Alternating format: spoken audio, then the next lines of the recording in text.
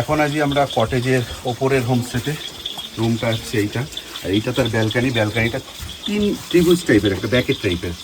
তো এই হচ্ছে কত সুন্দর করে গাছ লাগানো, এখানে বিভিন্ন ধরনের গাছ লাগানো। এখানটা হচ্ছে বিয়ারের বোতল দিয়ে ডেকোরেশন করেছে, লাইট লাগানো। এটা হচ্ছে পুরো একদম পাইন কাঠ দিয়ে, না কি কাঠ এটা জানি না, পালিশ করে কাঠ দিয়ে একদম।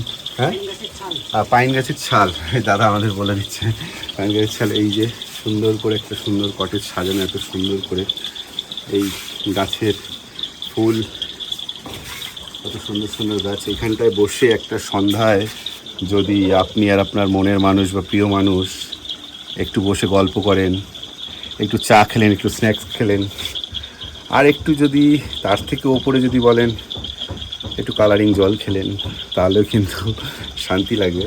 আর ঠিক সামনে পাহাড় দেখতে দেখতে এই ব্যালকনিতে বসে এই যে মজা, এই যে দৃশ্য, এ মনে হয় না আপনি কোনো শহরে পাবেন। যদিও কিছু দেখা যাচ্ছে না, তার কারণ অন্ধকার রাত, আর আমাদের চোখের যে লেন্সের মেগাপিক্সেল তার থেকে ফোনের মেগাপিক্সেল অনেক কম হয়, তাই আমাদের খালি চোখে যেটা ধরা পড়ে সেটা কিন্তু ফোনে ধরা পড়ে না।